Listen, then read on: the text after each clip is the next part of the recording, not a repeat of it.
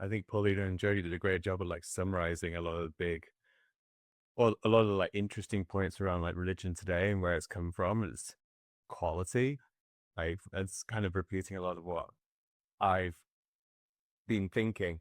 Um, I've actually been getting interested in like the Middle Ages and medieval religion, and yeah, you're right, Joe. Like it was a very violent time of a very small little disagreements in interpretations of the Bible. Same with Islam as well, right? I mean, just even the Sunni Shia divide is essentially over one word in the Quran. And it's crazy how, these divisions can arise out of such small, nuanced sort of divisions within one text. Um, One thing that I think is uh, well, a couple of points. First, one point I think is like worth considering is that not all religions are equal, and that different religions are better or worse than one another in a way. Um, and that better or worse can obviously be sort of based on your own judgment. But one way to judge it is whether the tenets that it proposes sort of are life affirming or life denying. Uh, so, for instance, a lot of Christianity is life denying. A lot of the ethos around Christianity is that heaven is the place to be. Being on earth right now is not like, this is just a waiting station for heaven, and all the good stuff starts in heaven. And that's life denying, right?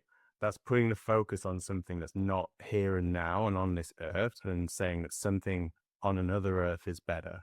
Um, and I think that a life denying religion kind of can teach tenets that go against you and go against essentially your health. Um, Mental, physical, spiritual, cultural, in those ways.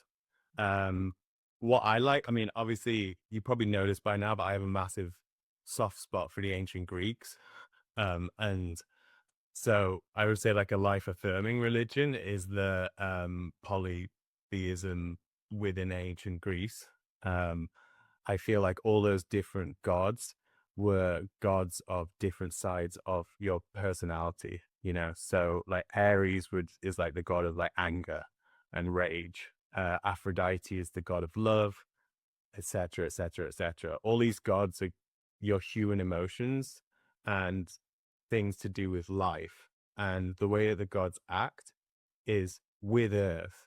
And there's no, the beyond afterlife in ancient Greece wasn't too hyped up. I mean, it kind of existed, but it wasn't a better place, which, is the best place in the world.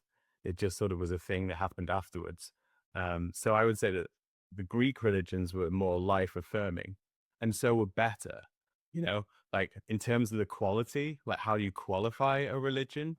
Like I would call the ancient Greek religions better than a Christianity, which is life denying. So I guess that's my main point.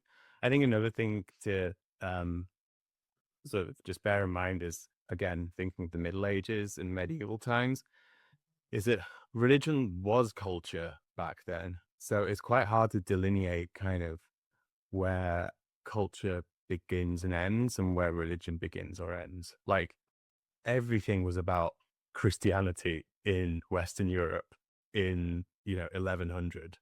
Like all your cultural expression was done through the lens of Christianity.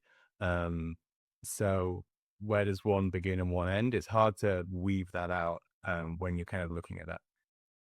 Anyway, those are my thoughts.